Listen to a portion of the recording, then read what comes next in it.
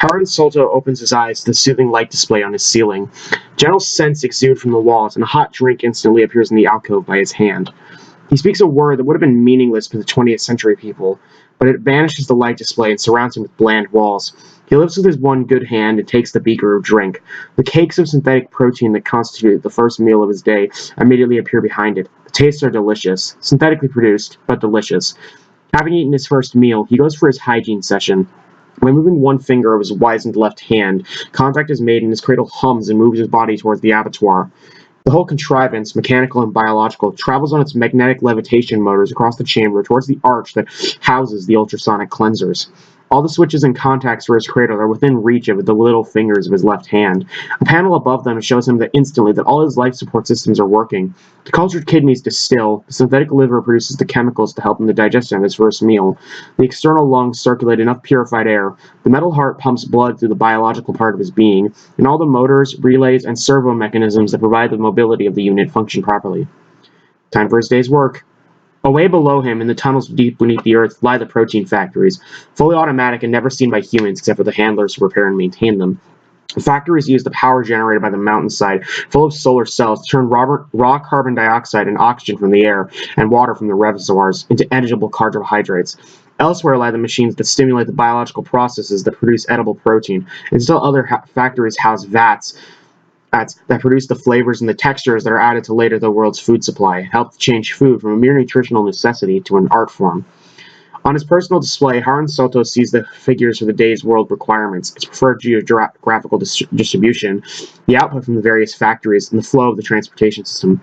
With a practiced eye, he reads the graphs and evaluates the estimates, then 3 quick presses of a button and the day's production is in balance. He can rest. The motor units of his cradle lift him away from his workstation. Today he will contemplate his sculpture collection, which always gives him peace of mind. He sweeps across the room to where the 3-dimensional images are housed, but beneath the healthy hum of the levitation motors there is another sound, a hissing and grinding noise. His forward motion ceases abruptly, an edge of his cradle tilting and scraping the floor. Panic! No, don't panic. It can all be controlled. Punching a button, he injects the right amount of sedative into his system to regain calm. It was a minor malfunction of his locomotor system, nothing more. Summon up one of the handlers, immediately. After a short time, a time when Haran Soto is beset by thoughts generated by helplessness and indecision, the handler appears in the external door. He is primitive, like Haran Soto's ancestors must have been, and obviously male. He walks without mechanical aid, and his body is symmetrical, with 2 arms and 2 legs. Like all handlers, he will have been taken from the outside ruins. The versatility makes them useful, and they are willing to perform distasteful functions in return for food and comfort. This creature has few mechanical appliances, but his body is covered with an insulating clothing, and he carries a bag of instruments around his shoulder.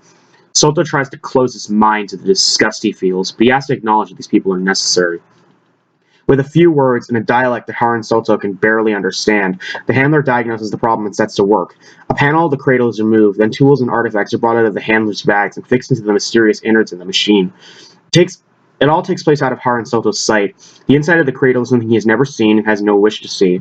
All he perceives is the hairy top of the handler's head as he bows over his work, making a humming noise with his lips and teeth, a noise that Haran Soto surmises passes for music. The experience is too much. Haran Soto blasts some narcotic into his vein and drifts into a more pleasant substitute world. He is roused by a loud slam as the panel in his cradle is rammed home. The handler says 2 brief words to him. The first denotes work done, and the second is a mode of address, basically respectful, but which Haran Soto suspects has now become a term of amusement and mild mockery amongst the handlers. Haran Soto dismisses the man, having first endorsed his identity chip to say that the work has been done. Haran Soto is alone once more, fully functioning, and continue his day's reverie. Someday, humanity will not need these grotesque throwbacks to primitive man. There will be a better method than the present mechanical contrivances, a system that lives, grows, and repairs itself. That is for the future, however, and someone else will have to develop it. Humanity has a potential which cannot be bound by mere machines. There must be a better way forward. These are the thoughts that have beset Gurath Hum ever since she witnessed the last failure of the local food generator. It was a terrible time which the handlers fought amongst themselves. On one side, disciplined factions struggled to repair the breakage. On the other, those whose food supplies had been cut off at the first were trying to break into the machinery to feed on the raw materials. Order was restored, but only through massacre. What did human beings come to now? Wizened bodies encased in machines, kept alive by mechanical contrivance and synthetically grown organs? Once, a long, long time ago, humanity developed through the process of evolution. With the coming of intelligence and civilization, this natural process was swept away. Medical science developed, and those that would have died off now were able to survive and reproduce. As a result, for man, the directive force of evolution, the process of natural selection, was eliminated. In consequence, the species deteriorated. Unhealthy changes that would have been wiped out now survived and were spread. The genetic stock became weaker as populations became bigger. This does not matter because medical science was always there to sustain life. No matter how degenerate a human body became, there were always technological systems to keep it alive. The result was certainly a triumph for the raw wildness of nature, but there must be a better way. Machines keep breaking down and the food and drug supplies are constantly disrupted. Synthetic organs must hold the key. If they improve, muses Grirath, that would put her and many like her out of work. She controls the manufacturing process for a series of synthetic enzymes and stimulants that benefit humans the world over. That might not be a bad thing. She would like to devote more of her time to listening to music, looking at art, and wallowing in the newly developing medium of hypnotic involvement drama. Then, with a start, she remembers two friends who recently retired from work to do just that, and both of them switch off their life supports after a few days. Probably their stimulant mix was wrong, something that will not happen to Grirath. After all, she is in the business. Genetic engineering must be the future, though. Humans have already dabbled in it during the last century, where it produced beings that can live in space. That was specifically work for the Stalk-R colony project, so, as always in history, a specific emergency or a specific goal fueled a bust of technological development. In the past, it was always warfare that provided that emergency. Technology usually involved the development of more sophisticated weaponry. Then, as ever, once the emergency passed and the goal was attained, the newly developed technology fell follow. Now that the Star Colony project has come to an end, and the last of the 37 ships have been dispatched, there were no more space children. Those vacuum arcs were never perfect. They were not so much bred as built up from pieces grown synthetically, and there was never a possibility that they would reproduce. The aquamorphs, the humans engineered to live in the sea, are still there, though, living in the warmer waters of the ocean. A veritable underwater civilization is developing. A burst of sunlight from behind the clouds, slanting down the fissures between the tall buildings, cut to geometric dapples by the supporting girderwork, and discolored by the translucent filters of Grirath's habitat, creeps into her living unit and brings her out of her daydream. Her day's work is almost over, and she's hardly done anything. Once, she thinks, mankind was ruled by the sun. When it rose, people woke up and started their day, and when it set, they slept. Now nobody would care if the sun were there or not, as long as it powered the solar cells and kept the ocean currents churning away and driving the submerged energy units. Out there, where people no longer go, there are wild spaces on the planet. For a while, these were poisoned. Now all that has changed. The big animals have gone all right, but the plants have reestablished themselves. Steamy tropical forests are growing again along the equator, and grasslands lie in belts to the north and south.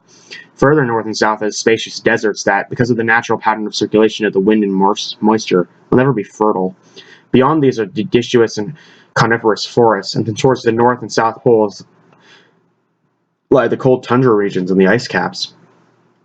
Grirath knows all these things from the information banks, but the subjects with which she is most familiar are found in old recordings. The tropical forests she now visualizes were full of monkeys, tapirs, anteaters, snakes, sloths, apes, jaguars, hummingbirds, toucans, and eagles. The grasslands were alive with herds of zebra, elephant, antelope, giraffe, pursued by lions, cheetahs, and hyenas. The deciduous and coniferous forests had deer, beavers, squirrels, badgers, wolves, and lynx. The tundra supported reindeer, muskox, and foxes. She knows that these animals are all gone, and are as relevant to the modern world as are the dinosaurs, moas, and the mammoths. Today these habitats are open and silent, with only the smallest rodents and birds living there, along with insects and other invertebrates.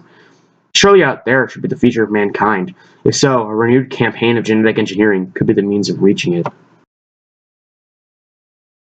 It's probably the most dangerous and exciting time of his life.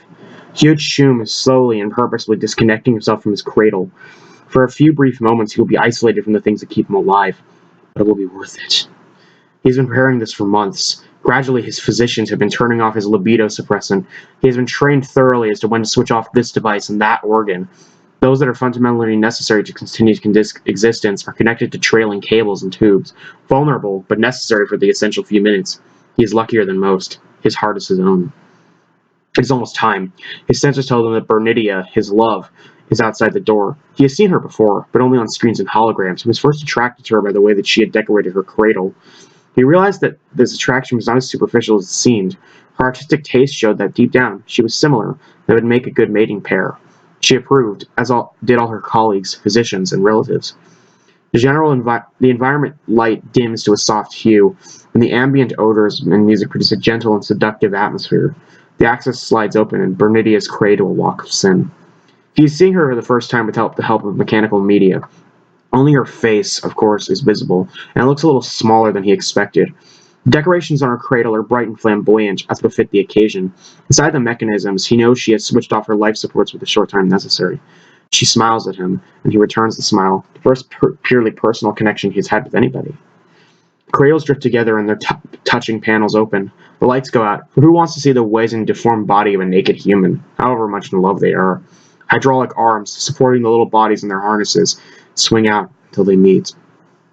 It is much, much later. Huyet Shum's shock is beginning to wear off and grief is setting in, but that can be dealt with by suitable injections. He is back in his cradle and he's safe. He's never coming out again as long as he lives. Never! He thought he and Bernidia were well matched, not only mentally, but emotionally, but physically too. Like him, she had her own heart, but hers was not nearly as strong as his. The strain of mating was too much. He can control himself, and that he is not alone, as only about 10% of matings these days are successful. If this goes on, the human species will dwindle and die out. The sea waves, blasted by a southwestern gale, curdle and foam in cold blue slopes that march remorselessly across the desolate surface of the northern ocean. From the lead-gray sky, the chill rain hisses down on the icy green hollows and is lost in the streaming foam of the crests. The sea surface is not a welcoming place. Below the screaming, tumbling chaos of the surface and in the top few feet of the ocean water, the gale is silent, the waves suppressed to a gentle to and fro motion. Further down, the movement becomes weaker and weaker until it dies away completely. This is the world of the fish and of the creatures that have abandoned their life on land to accept their ancestral home in the great oceans of the world. To some extent, the sea otters did this, with their sinuous bodies and webbed feet. The seals and walruses did it more efficiently with their streamlining and their flippers. But the now extinct dolphins and great whales did it to perfection, even adopting the fish shape of their forebears. Now humans have done it too. In the green half-light below the ocean's turbulence, they swim. An unaccustomed eye might have taken them for dolphins, moving and turning, dash weighing in a sudden streak, hanging for a while motionless. They cannot breathe air, as creatures of the ocean. Instead, they circulate the seawater through their mouths and pectoral gills, extracting the oxygen as it goes. They also feed constantly, filtering plankton through the same gills and transferring it to the digestive system. Now and again they take a fish, turning and streaking after it with a twist of the tail fin, a balance of the arms, and a quick bite. Tail fin is all that is left of the human legs. In the embryo, the limbs bud together and fuse into one organ. The hip girdle does not develop, and the limb bones become almost an extension of the backbone. The phalanges of the toes spread and shape themselves into a network that supports the powerful diamond-shaped fin. The hands retain their human structure, but the arm is flattened and become modified into a balancing and stabilizing organ. The development was started a century ago as part of the Staller Colony project, but the creatures developed were only partially successful. Later, the engineering laboratories, in a last bid to produce something permanent before being closed down, refined the design and produced a truly aquatic human being. And, their final triumph, the genetic changes that they produced were actually hereditary. Yes, these newly developed creatures were fertile and produced viable offspring. The process really started way back in the early days of civilization, when man's quest to possess all the things of the world took him to the water. He invented mechanical devices that enabled him to take his air down into the sea with him and to breathe it at a workable pressure. Implements strapped to his body allowed him to see underwater and to swim with powerful leg strokes. As time went on, great communities, rather like island cities, were established on the seabed. The sediment-choked ruins of these still litter the continental shelves.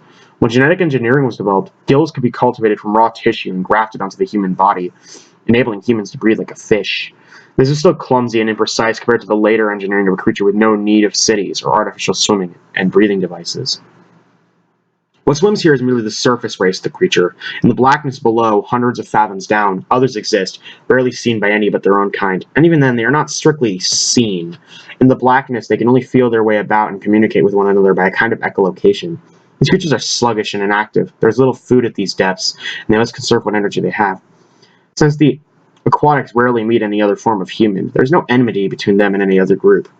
A female suckling a wiggling youngster undulates gracefully towards a group of males who are chasing fish. She speaks. The voice is a rattling sound, produced from clicks in the relict windpipe in the neck. The young males clatter their reply and swim off in what seems to be a random three-dimensional pattern. Suddenly the fish which with which they were sporting congregate in mass in front of the female's head, herded there by the precisely coordinated movements of the males. A quick flick and a snap, and she has swallowed one, the rest scattering into the green murk. She clucks her thanks to the males and swims sedately away. To look at, one would think these creatures had existed in this environment since the world was young. It is only the face, a grotesque parody of the human face, with big bulging eyes, tiny degenerate nose, and downturned mouth, that shows it to be derived from a human being.